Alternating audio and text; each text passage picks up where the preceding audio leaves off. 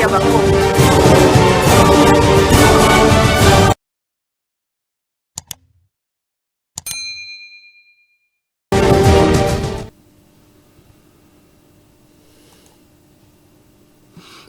Voilà. Mbote na bino nyonso bandeko balandi ya Congo Avenir Télévision bisika nyonso oyo bolandaka biso bandeko oya biso oyo boza fidèle na Congo Avenir Télévision na ba bino nyonso oyo bosabona na ba oyo batalaka biso nanu basabona te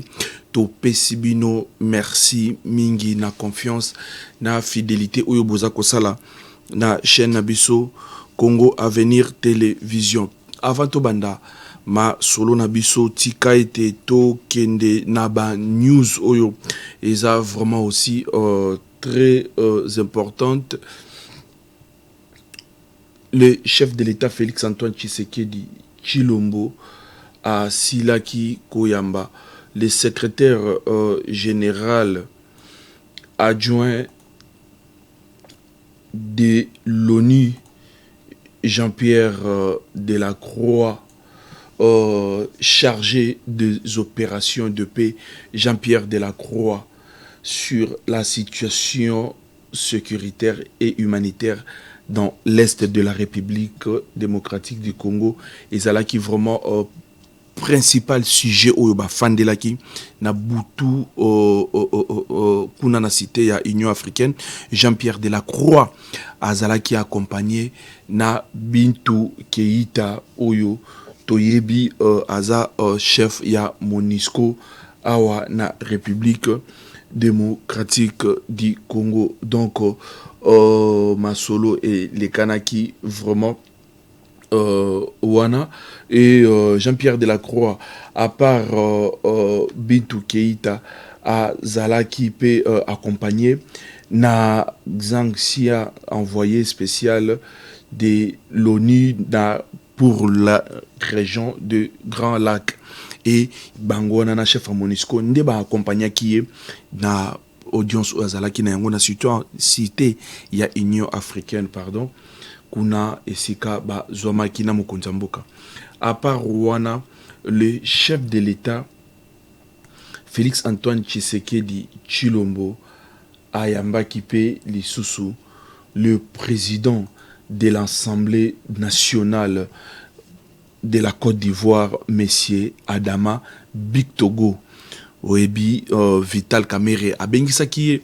pour que aya a assisté na ouverture et à session ordinaire oyo session oyo eza vraiment session moko budgétaire né le président il y a Assemblée nationale il y a Côte d'Ivoire ayaki et ils ont un message oyo apesaki na ba parlementaire conseil apesaki na ba parlementaire congolais na pourquoi après chef de l'État Koyamba Jean-Pierre Delacroix a silaki pe Koyamba les présidents de l'Assemblée nationale, il y a Côte d'Ivoire. Tika to Simbali Soussou, le ministre de la Justice, Constant Moutamba, après un court séjour d'une semaine, qu'on a en Turquie et Sikao Akendaki, qu'on a soins de santé, le ministre de la Justice, Constant Moutamba, a Silaki vraiment ko Banda Moussala na elelo très tôt à Zalaki wana na musala pour que asila ko solola na ba Jean bayambié et il est encore pardon convalescent mais à Zawana pour que asala musala et à lobby yango très bien que lutte et ko continuer donc azana mission oyo chef de l'État a tindaki a ko continuer yango ako tika yangote. Donc tala un peu quelques sujets oyo tolingaki totangela bino ba information oyo totangela bino avant to sila kobanda ma solo na biso ya mukolo ya lelo.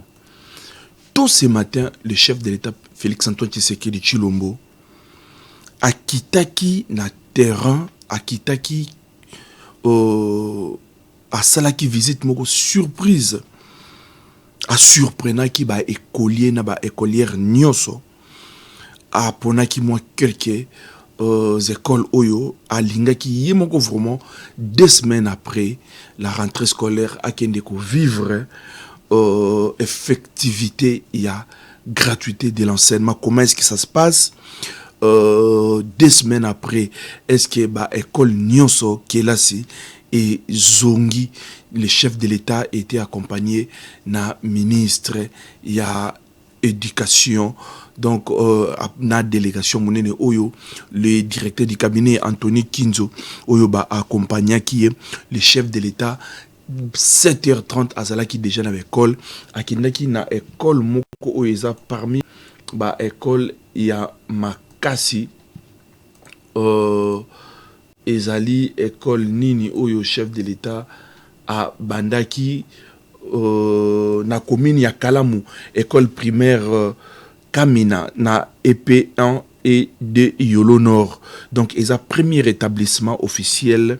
de la République démocratique du Congo construit en 1945. Le président de la République a kendaki mo donc a kabolaki mo ba petite leçon ya citoyenneté na ba quelques élèves tango alongwe wana a kendaki pena kanchach esika oyo boebi adota bana ya ba soda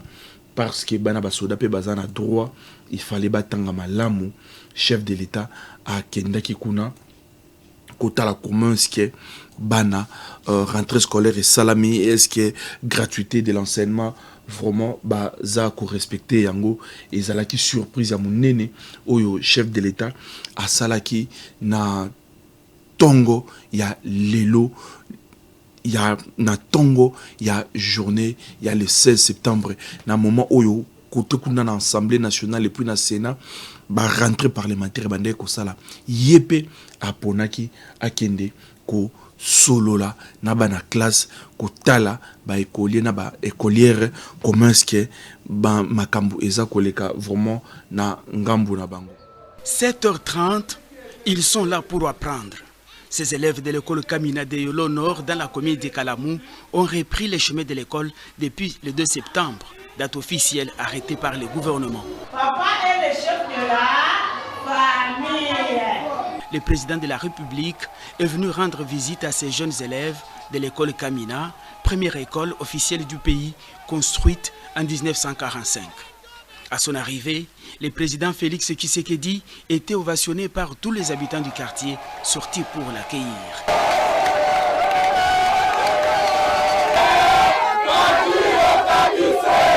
Dans les salles de classe, le chef de l'État a réaffirmé son engagement concernant l'éducation de tous les jeunes Congolais. Le numéro 1 des Congolais a échangé directement avec les enfants. Il faut apprendre aux enfants l'hymne national. Il faut leur apprendre l'amour de la patrie, hein? L'amour du Congolais, de l'autre. Ça, il faut leur apprendre ça. Il faut enlever dans la tête des enfants les histoires de tribalisme, de quoi. Il faut enlever ça. Il faut leur dire qu'ils sont tous frères et sœurs congolais. Ils appartiennent à une même famille, le Congo. Vous avez entendu les enfants? On ne vous met pas d'autre chose en tête. Hein? Accompagné de la ministre de l'Éducation nationale, le président de la République a pris langue avec les corps enseignants pour se rendre compte de leurs conditions sociales. À cet effet, le chef de l'État a instruit la ministre de l'Éducation de tout mettre en œuvre pour doter cet établissement scolaire de nouveaux bancs, tableaux et de veiller à la réhabilitation des installations hygiéniques et salles de classe. Des décisions qui ont plongé une joie ineffable les enseignants ainsi que les responsables de l'établissement. Le chef nous a promis qu'il va le faire. D'ailleurs, la semaine prochaine, on va commencer les travaux. C'est la joie, c'est une fierté pour moi en tant que premier citoyen, monsieur le maire. Homme de terrain et proche de son peuple, Félix Antoine Tshisekedi Tshilombo n'hésite pas un seul instant pour palper du doigt les réalités de sien. Comme il le dit lui-même, le salut du peuple est la loi suprême.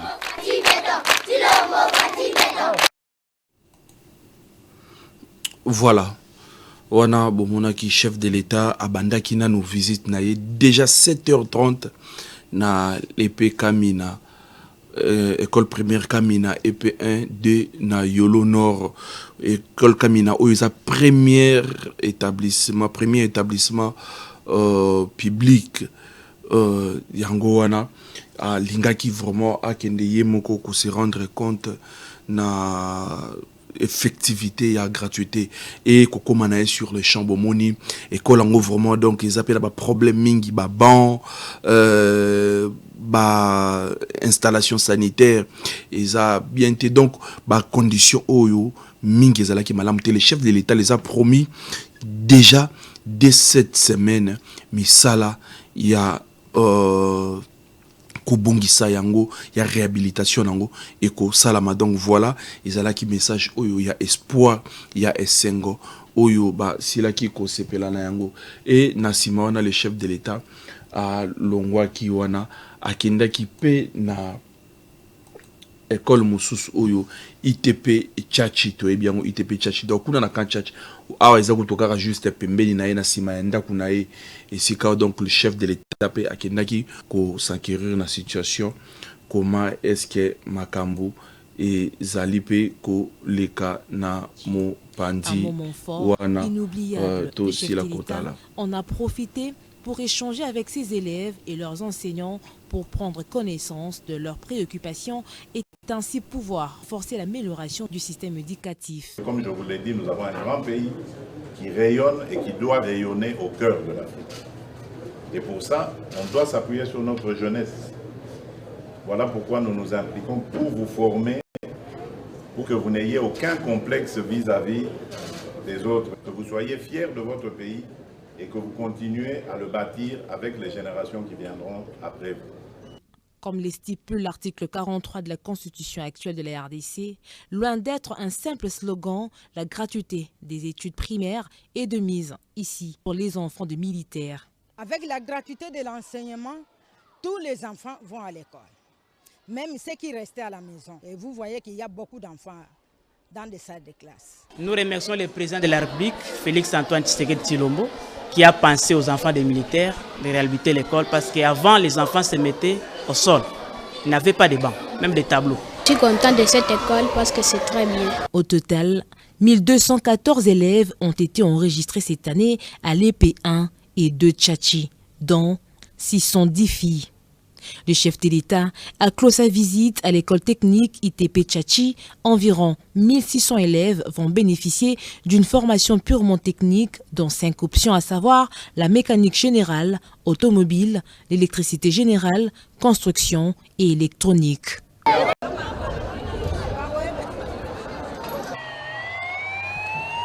Après de longues minutes d'attente, voici enfin la délivrance. Le moment tant attendu par ses élèves. C'est historique. Le président Félix Antoine Tshisekedi Tshilombo visite les écoles EP 1 et 2 du camp Tchachi. Un moment fort, inoubliable. Le chef de l'État en a profité pour échanger avec ses élèves et leurs enseignants pour prendre connaissance de leurs préoccupations et ainsi pouvoir renforcer l'amélioration du système éducatif. Comme je vous l'ai dit, nous avons un grand pays qui rayonne et qui doit rayonner au cœur de l'Afrique.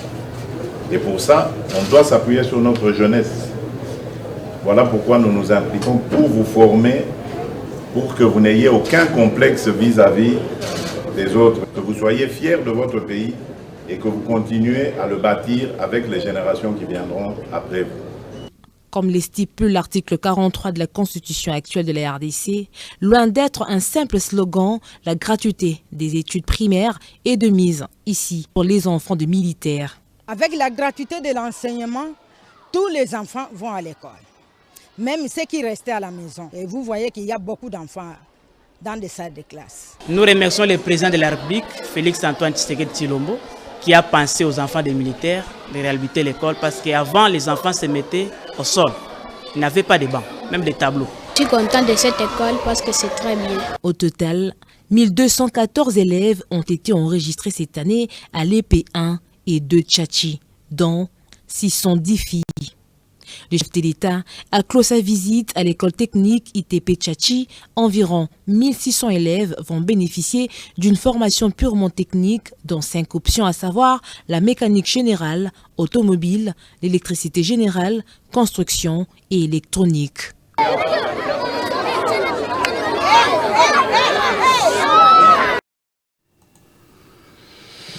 Ok. bandeko balandi gratuité et enseignement eza vraiment eloko oyo ezali réalité et bandeli na yango bandeko beli bapesaki yango vraiment chance te batu na 2019 ntango bandaki boyebi kokoso vraiment ezalaki mais na moment oyo ezalaka lisusu te donc ekoma nango normal ekoma nango réel donc dès que rentrée scolaire esalami bayebi ke gratuité donc ezala nango ba école publique gratuité ekozala parce que toyebi na début à rentrée scolaire oyo esalaki vraiment moi nungu mukeke ono bazomona neti gratuité yango ekozala te chef de l'état à lobaki que non déjà boye soki par rapport il y a guerre il y a est tozana yango mbongo ezokende kuna mingi gratuité ekozala mate ekozala lisusu te ba supprimer yango et chaki moi nungu makelele ebele mais gratuité ezali chef de l'état yowana botala na ba élève baza vraiment kitoko très propre chef de l'état a visité ki ba école moi et belé journée na ya lelo a consacré ki yango pona kotala 2 semaines après rentrée scolaire et salami ndenge nini gratuité est-ce que eza vraiment ko salama na lo lenge oyo constitution et puis na ndenge au chef de l'état a lingaka et salama et a comprendre ki ke eza ko salama ndenge mona donc makambu eza vraiment ko kende lo lenge oyo yé à lingaki tolobaki yango le mineta de la justice maître Constant Moutamba après une semaine na Turquie esika oyo akende ko zoba soins de santé azongela kibiso et mukolo ya lundi très tôt azalaki déjà na esika na ya musala ba sali bandeko ba travaillaka na ye ba zalaki na esengo makasi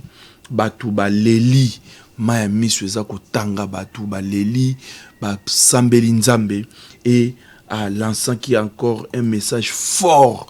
message wana parce que moni titango azako loba a tche poignée de main donc pour que Alex Sabino que donc azana nous force ezali combat oyo a zo sala mission oyo chef de l'état a pesaki a kotika yango te a ko continuer yango et a ko traquer encore ba mafieux et donc na message na ye ozaki ya muke asela kolobango donc l'attaque était brutale, sauvage et mortelle. Grâce à Dieu et au soutien du chef de l'État, grâce à vos multiples prières, j'ai regagné la terre de nos ancêtres. Je vais continuer à travailler pour honorer le chef de l'État et à ne pas décevoir le peuple congolais. Tels sont les propos de Maître Constant Moutamba, ministre d'État, ministre de la Justice et garde des Sceaux, devant les agents et cadres de l'administration de la justice. Message nae, ezalaki yangwana donc on a tongo, batu ba leli, batu ba sepeli, na retour, il y a Mundeko Nabiso, Constant Moutamba, Oyo Azananu, convalescent, mais alobi a ko travailler, a ko traquer encore, ba tout Oyo, ba lingaki, ba salaye, mabe, tomeka ko tchela bino donc boyoka, moi quelques messages na vidéo na. Dans cette démarche-là, nous allons démanteler tous les réseaux mafieux qui ont mis à genoux notre pays.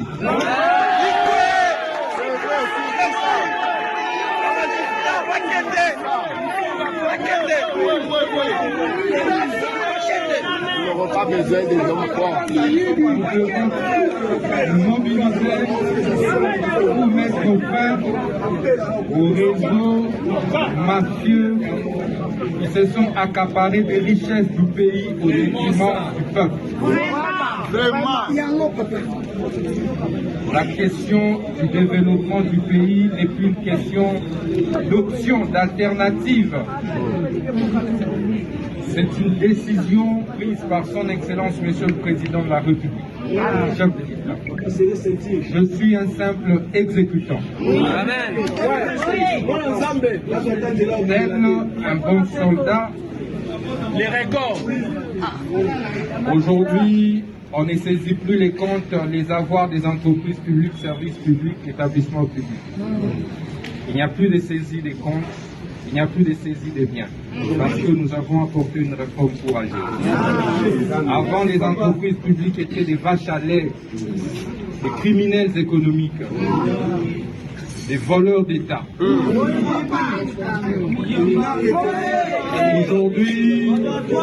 Aujourd'hui, on n'expolie plus les maisons des privés. Le taux a sensiblement diminué parce que nous avons tapé le poing sur la table et nous avons restitué à un nombre important de nos compatriotes leurs maisons spoliées par des réseaux massifs. Aujourd'hui, on ne confisque plus les entreprises minières et les sociétés d'autrui, comme c'était le cas avant, parce que nous avons apporté des réformes courageuses. Aujourd'hui, voilà, wana boyoki cette kikuni tangu akomaki na musala na esika ya musala na message ya liboso oyo azwaki deva ba agent et cadre ya administration de la justice. Donc il est toujours tête haute à lobby à kotika mission au chef de l'État après ça qui était à décevoir chef de l'État et à décevoir peuple congolais pour moni azana nous donc on va laisser ça azani azaki on a masque malgré donc azo forcer koloba mais voix moyen maintenant makazede parce que azana nous malade a été fraîchement na hôpital azayi mon côté to souligner maître Constant Mutamba azala qui yé mon côté oyo azala qui empoisonné testé positif na poison na ba agent na ye na cabinet na ye na antichambre na ye ba o nyoso bazala kana. Donc il y avait beaucoup de personnes oyo bazala qui testé positif na moment oyo ba oti kozo ba soin bazozonga moko moko par rapport ya ndenge bazo libérer bango na hôpital. Donc coup de chapeau na chef de l'État ainsi que na gouvernement ndenge ba s'impliquer ki pour que ba évacuer ndeko Constant Mutamba soki batu baza ko linga Constant Mutamba eza pona aza ko salela mission oyo chef de l'État apesa ki aza ko salela ngolo lenge ndenge batindela ki. Donc eza penda ki sa pona bino ba bandeko oyo botikali ba ministre oyo botikali bo pesa ka chef de l'État charge te muto na muto aza na mission oyo ba nomela ki soki ozo sala musala na malamu chef de l'État akozala dégager chef de l'État akozala na problème te et boromona ke en sincère ekozala vraiment normal. Mais soki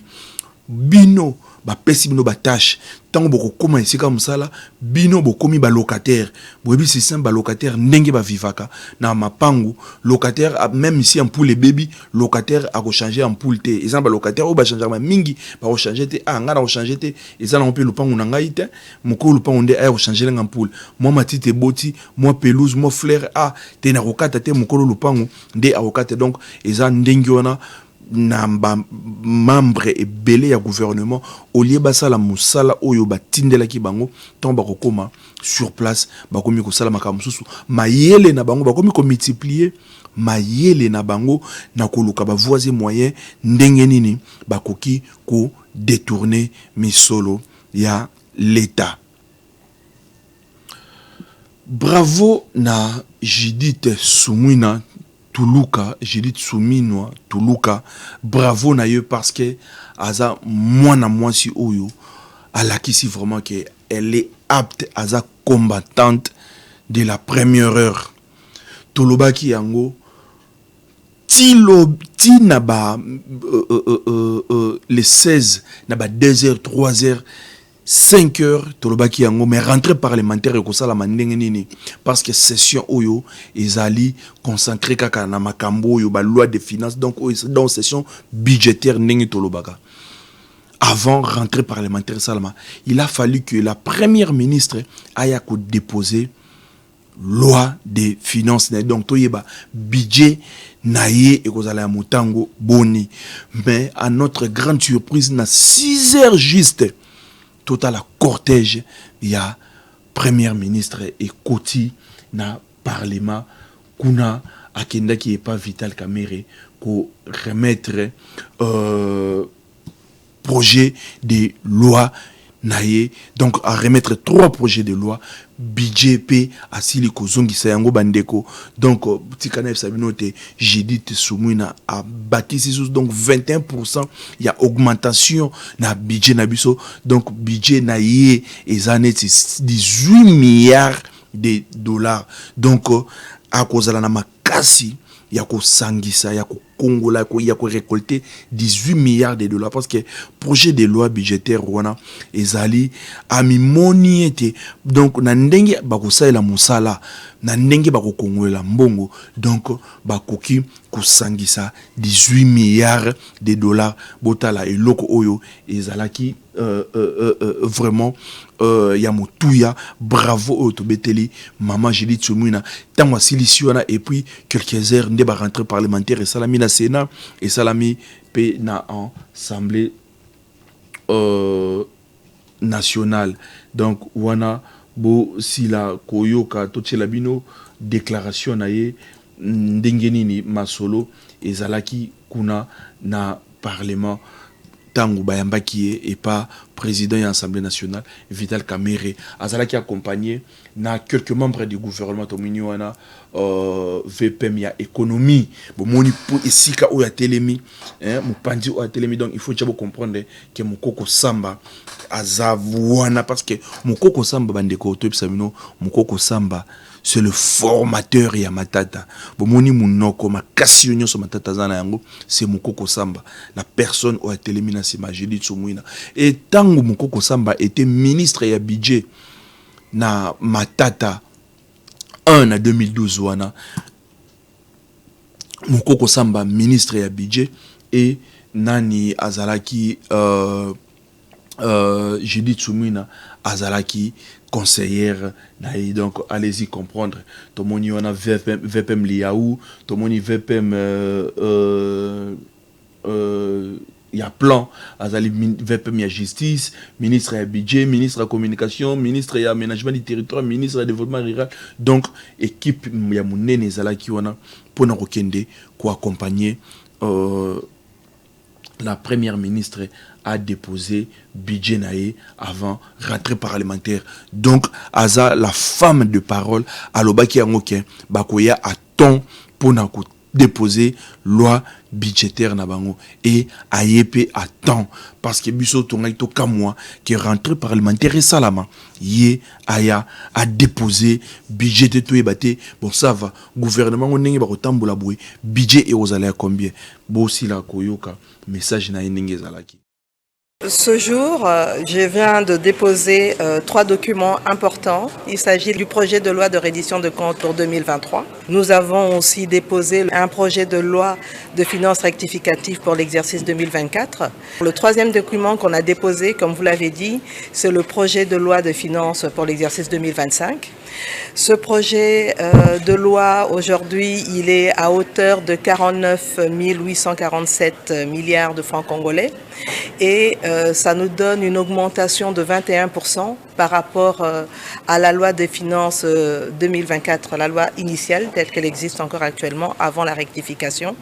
Et essentiellement, nous avons tenu compte de l'évolution d'un point de vue économique tenant compte des chocs externes qui nous impactent à travers la guerre en Ukraine, la guerre au Moyen-Orient, mais aussi au niveau des chocs internes, avec notamment la guerre à l'Est, nous injustement imposée. Mais il a fallu aussi tenir compte d'un certain nombre de réformes qui vont nous permettre de continuer à stabiliser le franc congolais et probablement à terme, on l'espère, aller vers une baisse du taux de change pour améliorer le pouvoir d'achat des ménages congolais. Il était important aussi de mettre un accent sur les investissements. Et donc on a une augmentation au niveau des investissements de plus ou moins 14%, ainsi qu'une augmentation des ressources allouées à l'agriculture, 13% pour l'agriculture. Et nous avons mis l'accent en continuant les réformes sur la gratuité de l'enseignement, en mettant l'accent sur un peu plus de qualité à ce niveau-là. ce qui veut dire aussi une amélioration au fur et à mesure des rémunérations au niveau des enseignants, mais aussi pour l'ensemble de la fonction publique, ainsi que de poursuivre le travail au niveau du PDL de 145 territoires et de manière générale mettre l'accent sur le développement rural et particulièrement un accent sur les infrastructures routières, les routes nationales, interprovinciales, les routes de desserte agricole, les voies fluviales. Nous continuons à travailler sur des projets importants comme du port en eau profonde de Banana. Il y a des discussions en cours par rapport au Grand Inga, mais nous continuons aussi à travailler sur un certain nombre de projets pour l'électrification au milieu rural.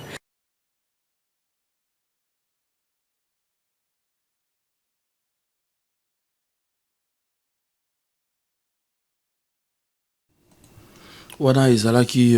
message il y a Premier ministre Judith Suminwa Tuluka après avoir déposé projet de loi na Misato, donc après avoir koyeba budget na yeso ki rozala combien, donc asilaki moi en quelques lignes ko loba donc accès makasi oyo ako simba mais abosani nyonso te voilà eloko oyo bisoto sepelaki na yango kolongwa kaka wana bakendaki na Sénat pour na ouverture il y a session extraordinaire pe na Sénat to monaki wana le président du Sénat Jean-Michel Sama Lukonde oyo chef de l'État asilaki vraiment ko pesa ye confiance asili ko pesa ye confiance et Sama Lukonde na ndenge à Zali ko confiance chef de l'État PCA na ndenge à zui parlement wana toyebi ke Sénat ya IEP eko zala vraiment Sénat moko ya malamu mais eloko moko oyo e kamusi biso ezanini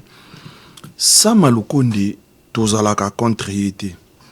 mais mesdames et messieurs bande konangai Sama eloko oyo azako sala toyebite confiance oyo chef de l'État pesa kiye bato ebele basepelaki na yango te parce que nanu esalama te na mboka na biso moto auti kozwa fonction ya minene e alongwe wana akisu na fonction mosusu ya munene na ebite soki esalama kalanga na ebite mais je pense c'est la première fois Sama Lukonde confiance au chef de l'État PCA yango kutu te apesi na bataille de PCA ya famille politique na ye. Sama Lukonde était ministre des sports na Matata 2 a démissionné en 2015 2016 wana a démissionné wana to bazapa Moïse Katumbi. Na 2019 ti 2021 chef de l'État nommé Mokonzi na Jekamin DG na Jekamin tanga oti ba poto. Sama Lukonde kolongwa na Jekamin nde na 2021 ba nommé premier ministre tinde a outi kosala la remise et reprise na Judith Suminwa et déjà akutu awa na Sénat kabuya union sacrée et déposé qui candidature à Mutomozozo chef de l'État tangwa outi donc il était même convalescent à kata voyage naye aya akoisa Sama Lukonde candidat unique ya union sacré malgré cela tout mon qui patriarche Jonas Mukamba pe alaki mais soit quitté Samande abimi maintenant Sama na discours na ye asimba ki point belé makambo belé ya mboka lobelaki mais esika oyo biso et touti biso oyo tolobi mais qu'est-ce qui passe Sama Lukonde na mutu yako lobake non ndezabwe ça fait déjà 30 ans Parlement Ndezawana et occupaka palais du peuple. Or, esika o esala musala eza esika nango o ekoyi kosala musala te. Oui, toboite. Ça fait déjà 30 ans. Yango wana ya ko senga ke donc na session na bango il faut babunda baluka esika na bango moko donc parlement na bango esika oyo vraiment bako banda ko sala misala na bango moko ndaku na bango moko donc propre et bako sepela na yango pour que siège na bango wana chambre nyonso mibale et ça la ramusala donc assemblée nationale na bango sénat pour que ça la ramusala na moment oyo Sama Lukonde auti kozala premier ministre tanga bandai ko occuper roi avenue Roi Baudouin ba château oyo ya Roi ya avenue Roi Baudouin mukolo moko te Sama Lukonde et là qui attend à Moutou mais parlement on a kasinga pe loka na komi et comme déjà ceux qui 28 ans ceux qui 27 ans ceux qui 25 ans parlement on a bazalaka na siège tin et siko bazalaka na isaka parler du peuple ndé isaka bangote mengai en tant que premier ministre na ko doter bango na sikate tangu siko akomi kaka président en sénat bota déjà discours na ya makasi po ayebiki kuna misolo kobima ke batongela bango ndako ya musala ya makasi Sénat oyo vraiment na nga na ebité Sénat oyo mboka na biso esa la rabiso nini Sénat oyo esa la rabiso nini Macky Sall kuna na Sénégal aniataka Sénat a dissoudaka donc abomaka Sénat mbongo ya Sénat yango sala ike atonga ba infrastructure moko atonga mbangu wana lelo to moni président oyo auti ko remplacer Macky Sall na Sénégal président na bango ya sika auti ko dissoudre Assemblée nationale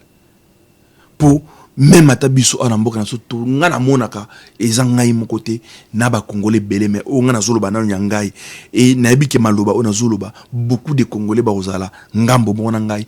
parlement na biso et salaka loko moko te sénat na biso pe salaka loko moko te donc même si aujourd'hui le chef de l'état lobi ke bosava na supprimer yango na dissoudre assemblée na supprimer sénat et ko ça le lokomote et Sama Lukonde na ouverture ya session na discours na abandaki na malamu ayande ko souligner non ko senga ba doter bango na parlement congolais d'un siège digne de ce nom. Donc parlement congolais ba doter bango na siège moko digne de leur nom pour que ba travailler ka normal.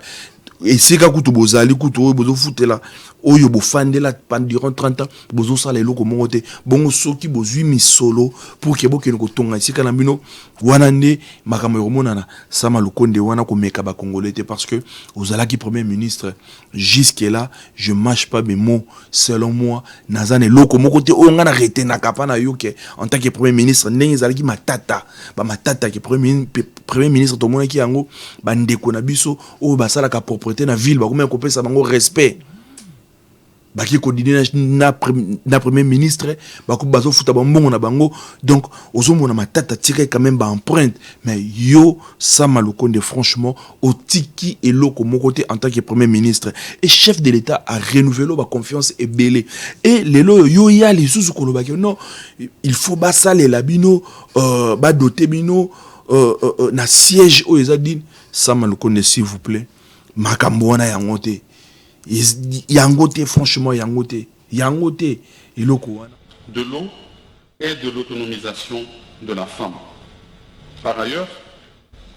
toujours dans ce chapitre des infrastructures, laissez-moi aussi plaider pour ma propre chapelle. En effet, il n'est pas normal que jusqu'à ce jour, le Parlement de la République démocratique du Congo ne puisse pas avoir son propre siège. Le palais du peuple que nous utilisons jusque-là l'est à titre provisoire. Et cela totalise déjà 30 ans. C'est pourquoi,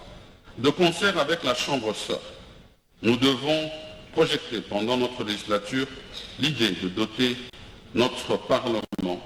d'un siège propre à lui. J'exhorte les sénateurs donc que nous sommes, en tant qu'autorité budgétaire, de veiller à cela pour que nous léguions à notre postérité un bâtiment digne du pouvoir législatif. Honorables sénatrices et sénateurs, chers collègues, distingués invités, à présent, laissez-moi. Pour na bandeko oyo bozalaki na doute na chelebino extra na pour que boyoka ke donc ezalaki eloko oyo ya solo ebimaki na munoko ya Sama Lukonde ya ba doté parlement donc le deux chambres na siège na bango moko po esiko ba fanda kawana durant 30 ans eza parler du peuple donc eza ba parlementer toyebi yango mais na moment oyo population congolaise aza ko souffrir nga esika moko te na monaki Sama Lukonde ayaki ko bunda tango azali premier ministre pona cause ya population. Donc chapitre wana Sama Lukonde, s'il te plaît, bosana nanu yango. Depuis après 2 semaines ndeko set kikuni aye sikoyo donc kobima na vrai visage na ye bandeko ebele o bangaki bamona ye set kikuni akomi ndenge nini. Donc bandeko botala set kikuni yewana azalaki accompagné na ba avocat conseil na ye lelo ezalaki parmi ba audience na ye azaki na audience mususu lelo. Et par rapport ya liberté provisoire ndenge ba avocat na ye ba senga ke ba accorder liberté provisoire, justice a boyi ko pesa liberté provisoire et na poko ya lelo azalaki transféré na prison ya Makala avant que procès na ye et salanini e banda, parce que a sali déjà moi quelques jours na aner na esiko azalaki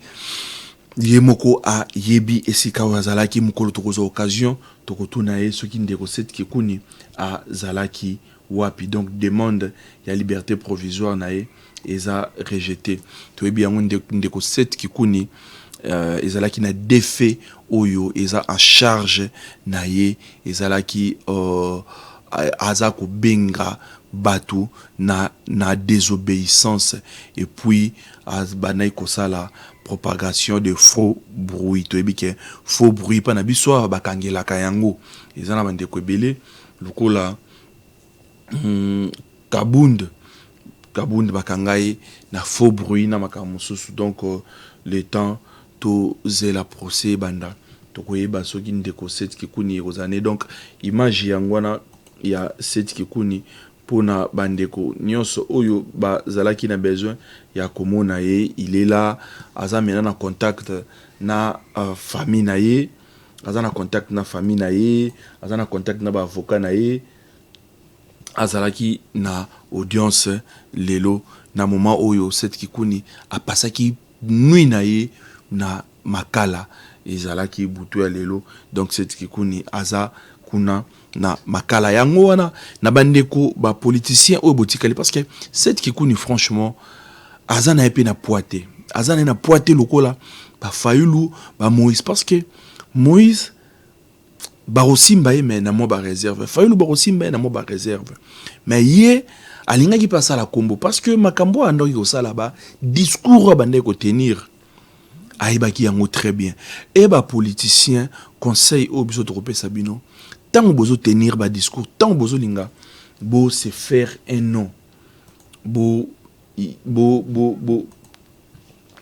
yebaka yango makasi que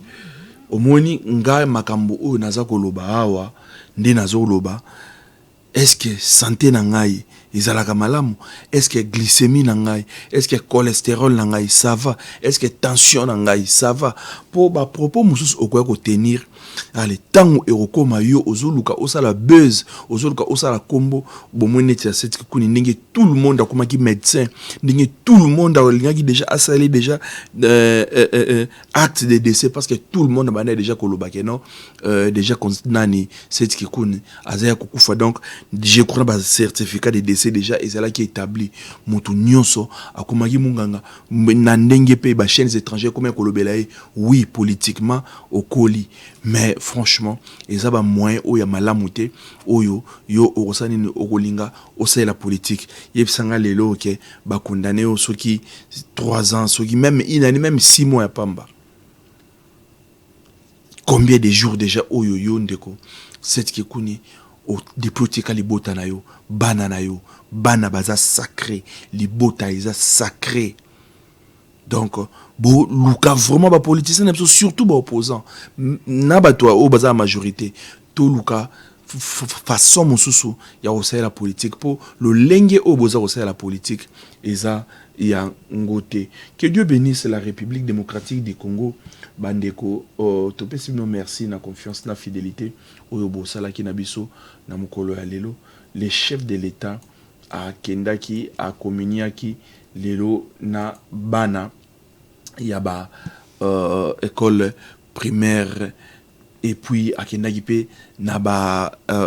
enseignement de base parce que tu as gratuité et zalaka et ça un enseignement de base donc au banda na première primaire ti na ba 7e na 8e wana et alingaki yemoko de ses propres yeux à s'acquérir na situation ce qui vraiment effectivité il y a gratuité et ça ko salama et puis rentrée scolaire et salamaki de partout donc ezalaki vraiment yango wana ndenge alingaki makambo e zalela ba élève ba sepela ki na présence na ye et asila kité na kopesa bango ma quelques leçons ya citoyenneté ba maître na bango ba madame na bango ba biloko nini oyo bango il faut baluka ba kotisa na mitu ya bana. Que Dieu bénisse la République démocratique du Congo. Plus 243 81 369 17 43 numéro na biso yango mbote na bino nyonso bandeko sika bozali bozai belé o bobenga kabiso bozai belé o bolandaka Congo Avenir Télévision. Merci na confiance na fidélité oyo boza ko continuer toujours ko sala na chaîne na biso nde tokutani na ba ngonga misusu. Merci. Congo Avenir. Mboka ya Bakongo.